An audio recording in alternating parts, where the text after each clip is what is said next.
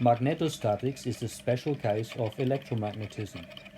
Static magnetic fields occur when stationary electric currents are present.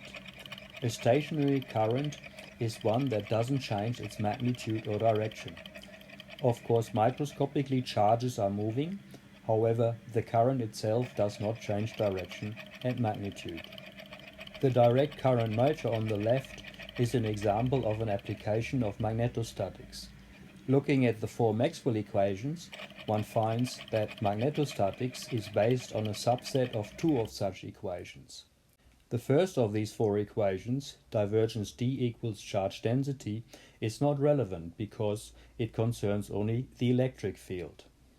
The third equation, Faraday's law, curl of E equals the negative differential of the magnetic field B, is also not relevant because B is stationary and therefore that differentiation is zero and the curl of E only concerns the electric field. The two equations that are relevant are divergence of B is zero everywhere and Ampere's law, curl of H equals J, whereby J is only a function of position, not of time. The current density J is not time dependent, it is stationary. Maxwell's addition in Ampere's law, d on dt of the electric flux density, is also zero because we have a static situation. The two Maxwell equations of magnetostatics can be easily interpreted. Divergence B equals zero tells us that the magnetic field is not divergent and that there are no sources or sinks generating it. However, a constant current density creates a circulating magnetic field H. That's the message of the second equation, curl H equals J. The two magnetic vector fields, magnetic flux density B and magnetic field strength H, are related by a constitutive relationship. It is shown here. B is equal to mu r mu naught H. Mu r and mu naught can also be comprised as mu. Mu is the permeability. Mu r is the relative permeability with a dimension 1. And mu naught is the permeability of free space, which in the SI system has the value 4 pi times 10 to the minus 7 Henry on meter. The structure of magnetostatics is very similar to that of electrostatics. However, it differs markedly in that magnetism does not have any monopoles that act as sources or sinks of the field, as is the case in electrostatics. Instead, static magnetism arises from constant electrical currents, and the field has a circulating, a rotational nature, so that field lines, magnetic field lines, turn back on themselves and are cyclic. A steady, stationary current creates curling, constant magnetic fields. This is shown here for two parallel conductors. A battery provides a DC current which flows downward through the right conductor and then upward through the left conductor. The two magnetic fields generated repel each other so that the two conducting wires deflect outward. The corresponding magnetic field lines are also shown in light blue. They can be verified using the right-hand rule, with a thumb pointing in the current direction. For example, for the right-hand conductor, the thumb representing the current points downward and the remaining fingers grip the wire, symbolizing the magnetic field lines. Shown underneath is the magnetic field B of a magnetic solenoid. The crosses and dots indicate the direction of current flow. A cross means that a current flows into the plane, a dot means that the current flows out of the plane. In line with the principle of linear superposition, which applies in electromagnetism, the individual magnetic fields of each winding of the wire give a uniform solenoidal field inside the coil. This arrangement is the equivalent of the capacitor of electrostatics. Magnetostatics has very important technological applications. Two may be mentioned.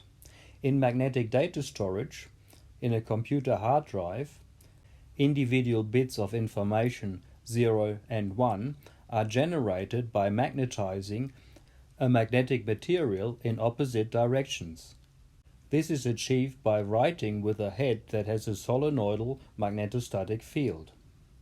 Depending on the direction of the magnetization, the reed head then produces a voltage signal that is either large or small.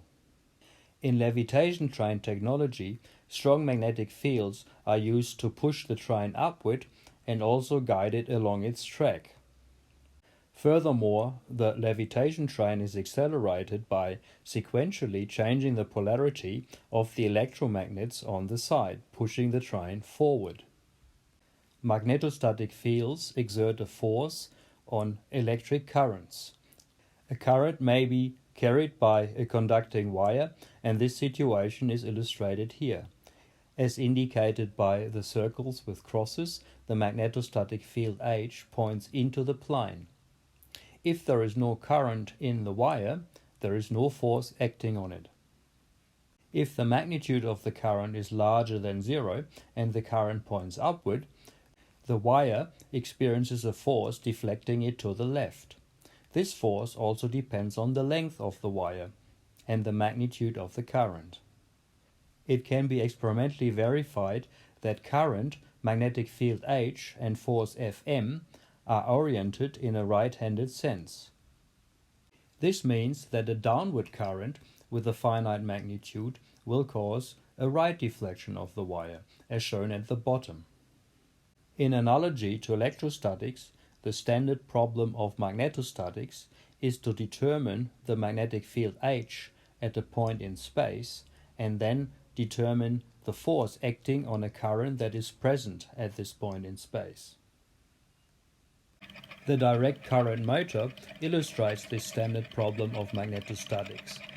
A magnetostatic field is generated by the rare earth magnet that's held in place by the metal bracket.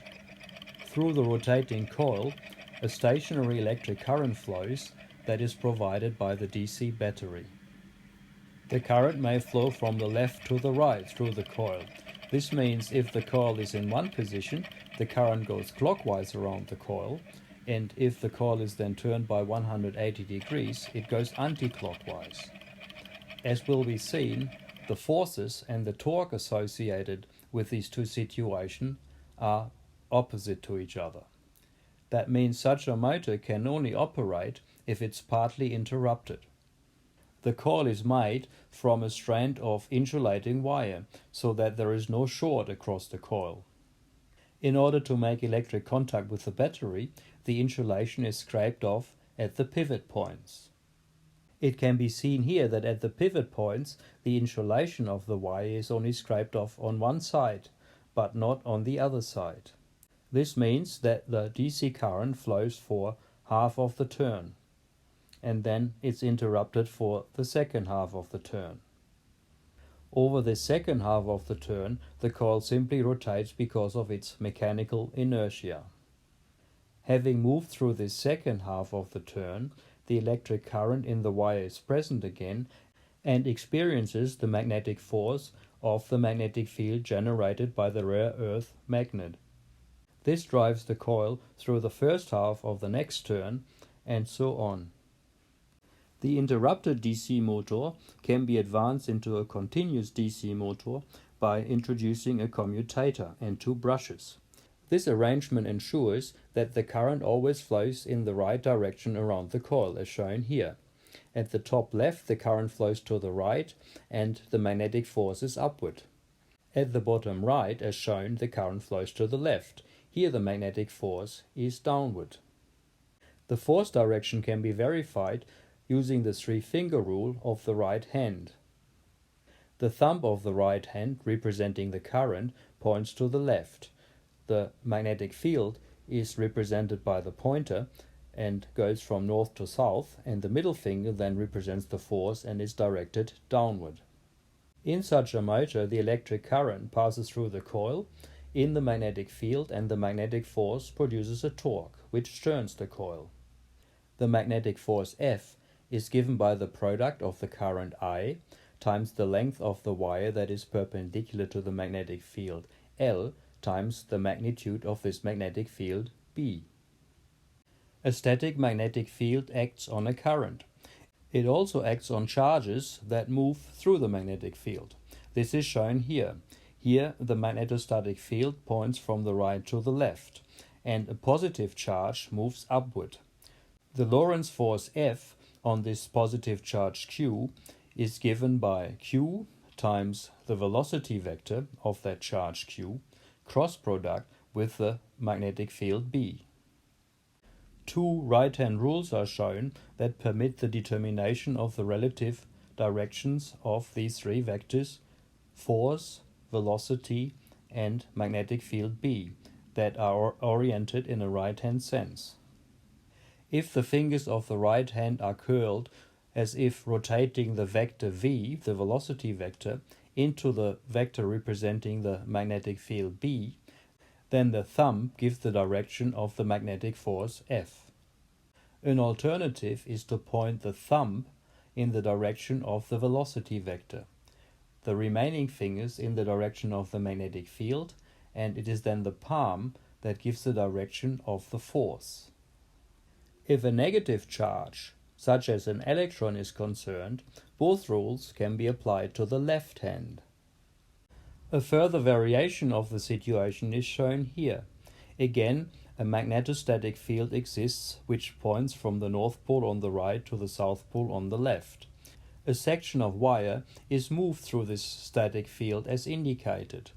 This has the consequence that the charge carriers in the wire experience a force.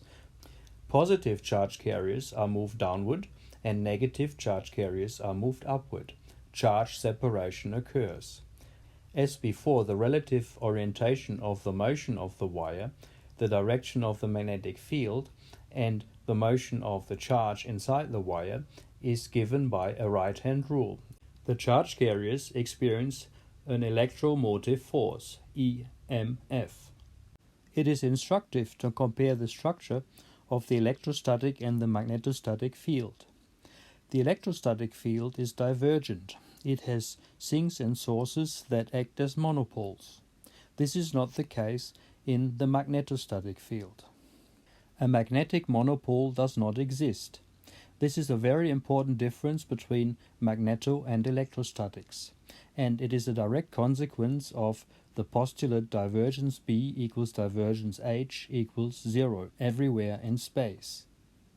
Combining a positive and a negative electric charge creates a dipole.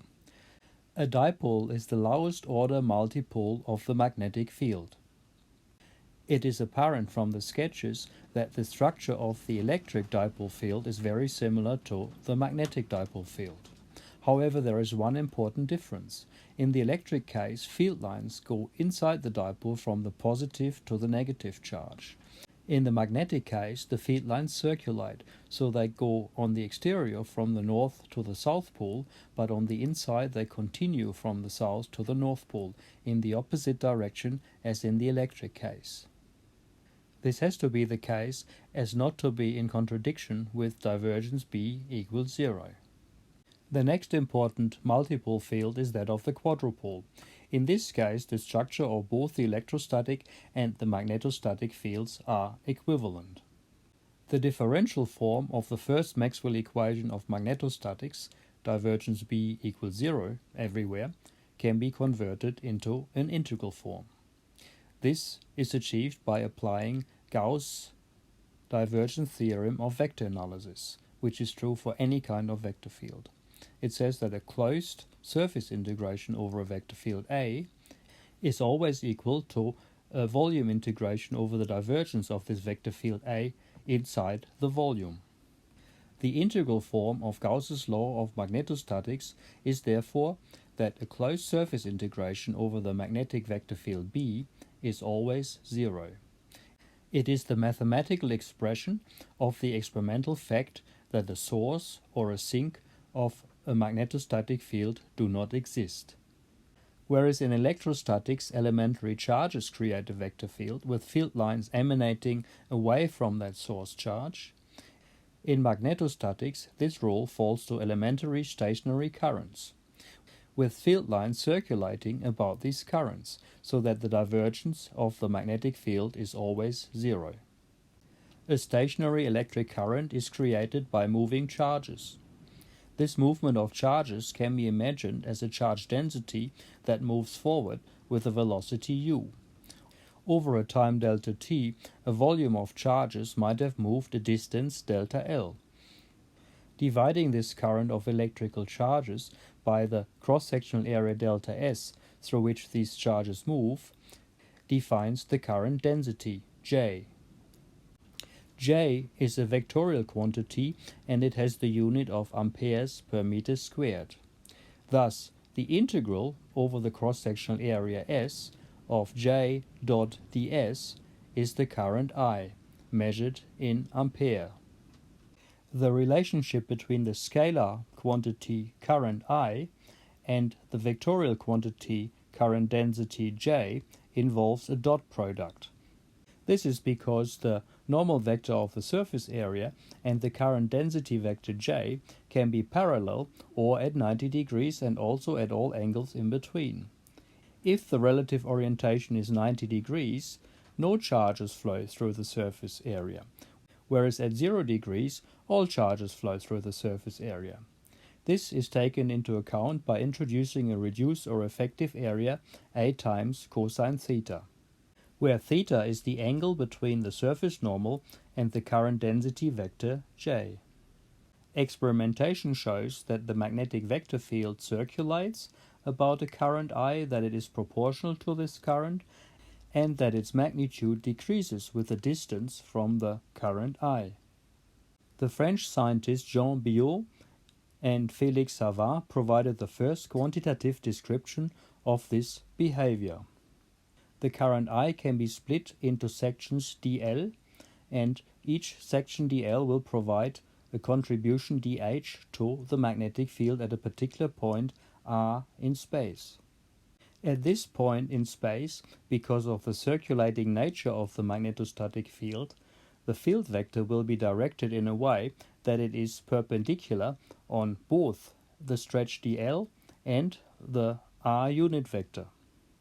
The direction of the field is therefore given in the right-handed sense by the cross product dl cross r hat. The magnitude of the field contribution decreases with 1 on r squared, and the factor 1 over 4 pi is a consequence of the SI unit system. Relying on the principle of linear superposition, the total field at the point P of interest can therefore be obtained by integrating the expression star over all contributions dl. The line integration of star thus gives the field H as I over 4 pi times the line integral dl cross r unit vector divided by r squared. Since this path integration can follow an irregular path, it is not very convenient. This can be dealt with by taking advantage of the expression shown in the blue box. Assuming that the cross-sectional area delta S is constant, one can say that delta Q on delta T times dl, which is current times dl, is the same as the current density times dV. Here dV is the differential volume associated with the delta S and the dl. Substituting in this way I times dl with the current density J gives the Biot-Savart law, as the magnetic field strength at a point r in space being equal to 1 over 4 pi times the volume integral of current density J cross product with r unit vector divided by r squared times dV. The unit of the magnetic field strength H is ampere on meter. The Biot-Savart law relates the magnetic field H to any given current density distribution in space in the most general way. The law can thus be used to solve the standard problem of magnetostatics, namely to determine for a given current density distribution the magnetic field. The integration of a vector cross product can, however, prove to be difficult. Magnetostatic fields that have cylindrical symmetry can be determined in a much more straightforward way. This is possible by using Ampere's circuital law. Ampere's circuital law is the integral form of the second postulate of magnetostatics, which states that the curl of the magnetic field H is equal to the current density J. This postulate can be substituted in Stokes' theorem of vector algebra. Stokes' theorem states that for any vector field, the surface integration of the curl of a vector field A is always equal to the closed path integral over that vector field along the rim of the surface S. Since a surface integral over the current density is always equal to the current that passes through this surface, we obtain Ampere's circuital law. For any type of surface, the electric current passing through that surface is always equal to the path integral over the magnetic field along the contour that bounds this surface. In other words, the equation shown here, namely that the closed path integral h dl equals the current I, is the mathematical expression of the experimental fact that the line integral of the magnetostatic field around a closed path is always equal to the current I flowing through the surface bounded by this path. This is illustrated at the bottom.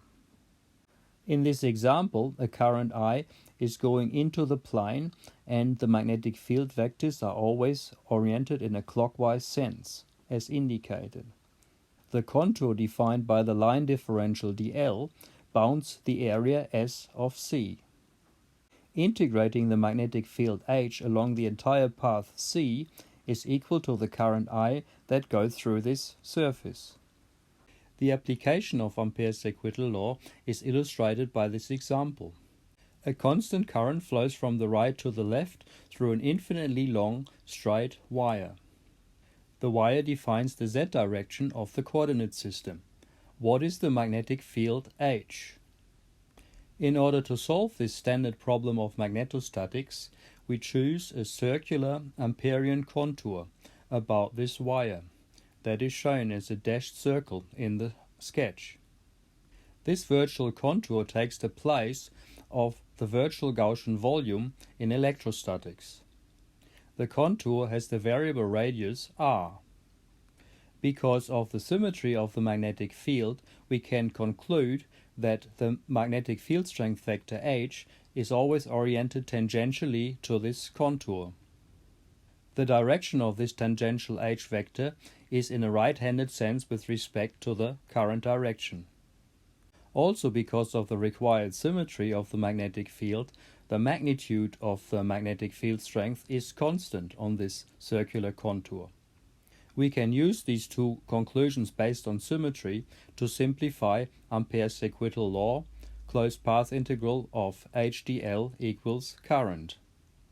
In the equation we substitute for h with the phi component of h times the phi unit vector, and we substitute for the line differential dl with the cylindrical line differential r d phi unit vector. We see that we now have a scalar dot product of two phi unit vectors. This gives 1. And the integral simplifies further. Since the phi component of h is constant on the contour, it can be pulled out of the integral. The integration over phi does not concern the r variable. It therefore can also be pulled out of the integral. The integral is now just an integration over the polar angle phi from 0 to 2 pi. This yields 2 pi.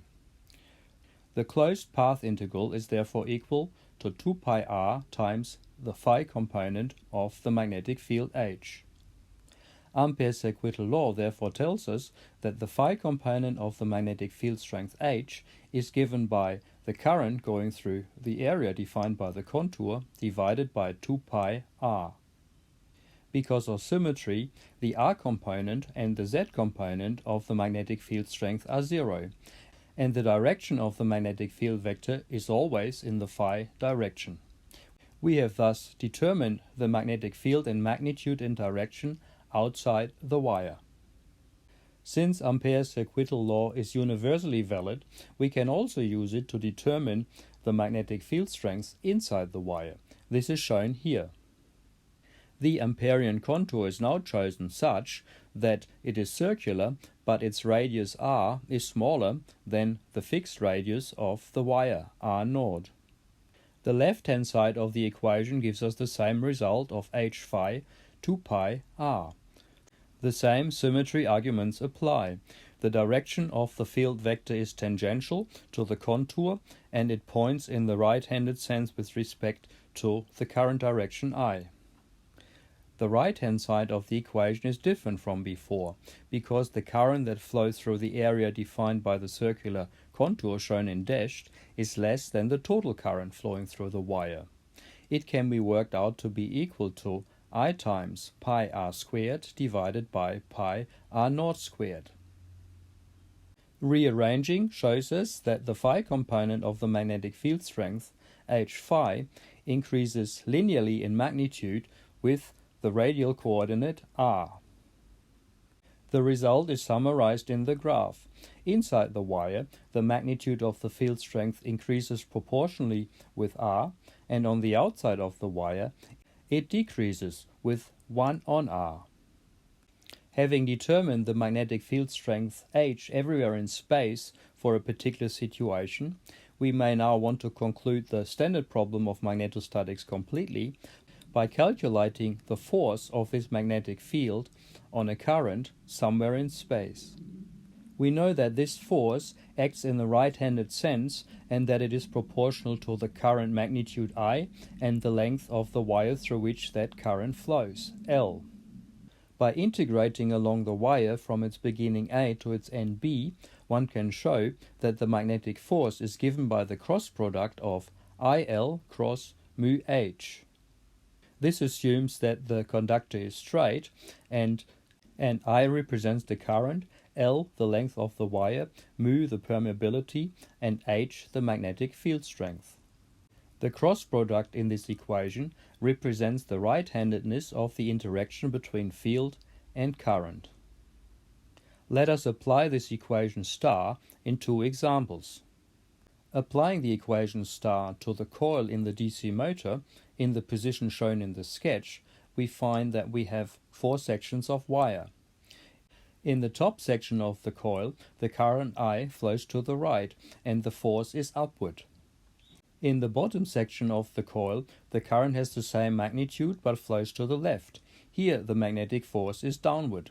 Since the length of this section is the same as at the top, the magnitude of this force is also the same. The two force contributions cancel.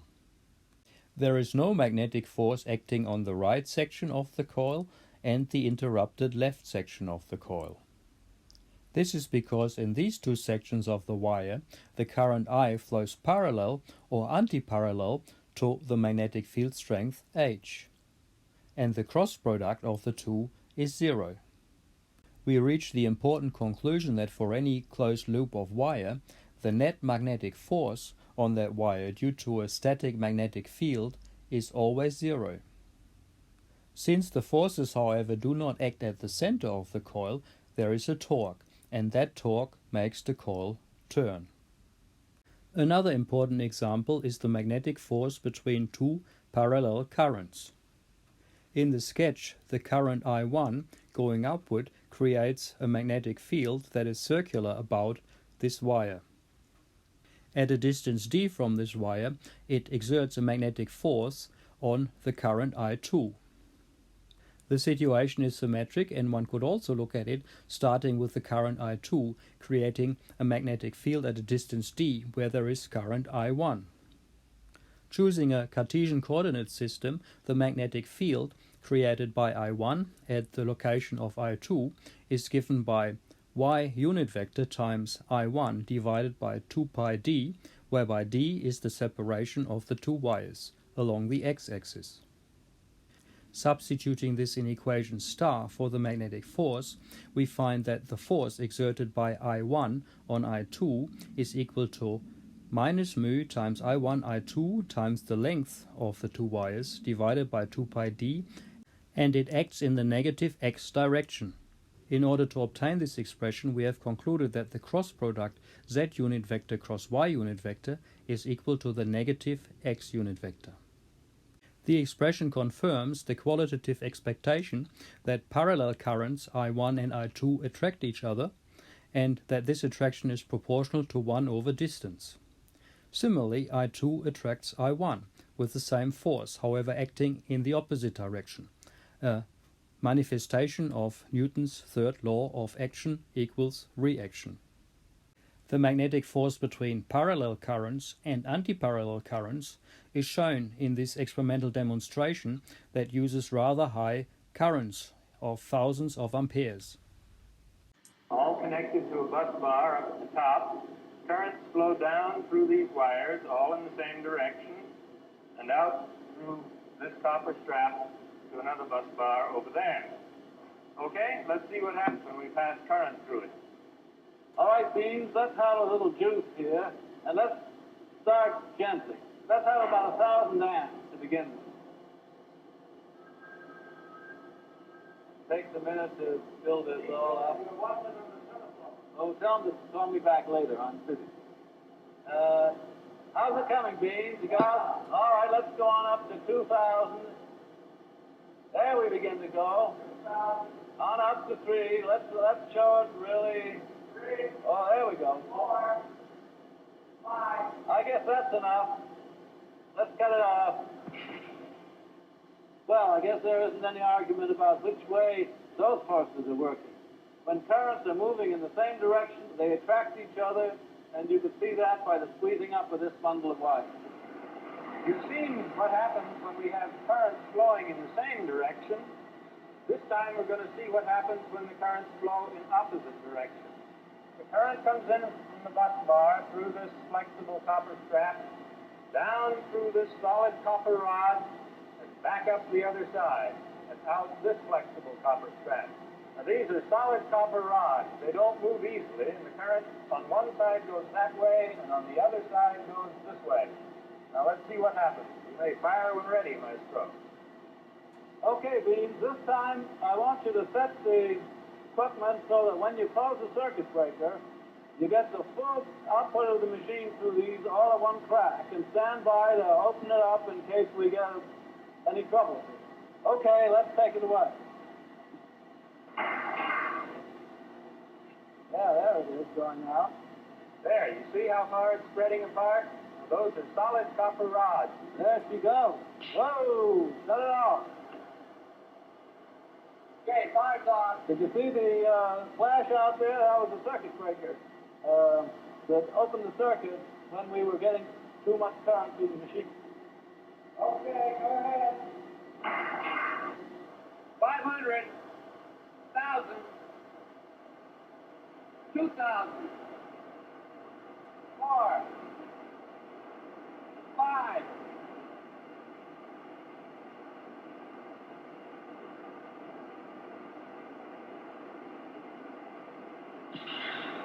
The important aspects of magnetostatics may be summarized using this schematic. Magnetostatics is a special case of electromagnetism. It rests firmly on the two differential postulates: divergence of the magnetic flux density is always zero, and the curl of the magnetic field strength is equal to the current density J. Since the magnetostatic field is not divergent, it does not have monopoles. In contrast to electrostatics, the magnetic field therefore has no sources or sinks. Magnetic flux density is generated by a current density J. This can be most generally expressed by the Biot-Savart law.